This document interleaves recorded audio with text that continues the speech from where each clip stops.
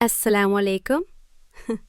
मैं हूँ आयशा और आप देख रहे हैं कहानी टाइम विद आयशा। 1920 की दहाई में तुर्की के एक छोटे से बर्फपोश गांव अर्जुरुम में एक गरीब बूढ़ा चिराग साज रहता था जिसका नाम अजीज ददे था।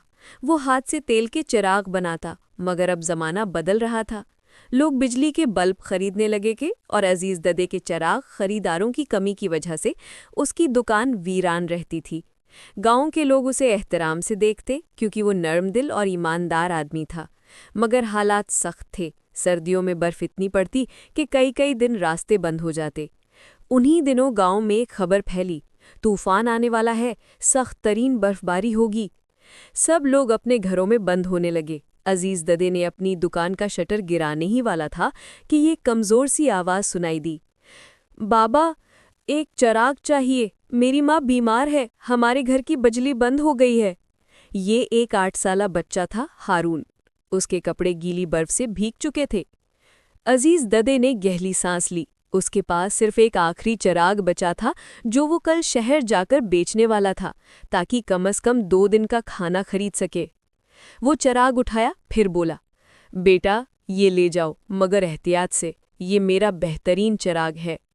बच्चे ने पलटकर पूछा, बाबा इसकी कीमत मैं अभी नहीं दे सकता, मगर बाद में।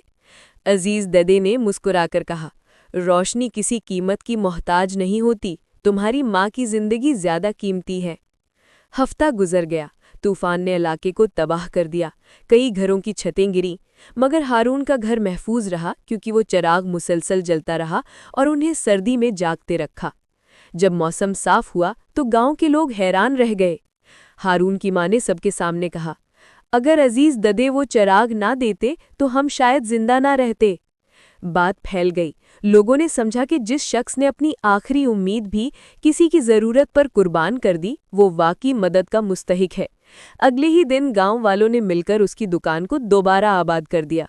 किसी ने तेल दिया, किसी ने लकड़ी, किसी ने पैसे, यहाँ तक कि नज़दीकी शहर के लोग भी उसके चिराग खरीदने आने लगे। अजीज ददे की दुकान दोबारा रोशन हो गई। एक छोटे से नेकी के चिराग ने पूरे गांव को बदल दिया। नेकी कभी जाया नहीं होती। आप जो रोशनी किसी के लिए जलाते हैं वो एक दिन किसी न किसी सूरत में आप तक लौटकर जरूर आती है। नई बातें हर दिन सिर्फ कहानी टाइम विद आयशा पर। सब्सक्राइब करना ना भूलिए, क्योंकि यहाँ हर कहानी आपकी कहानी बन सकती है।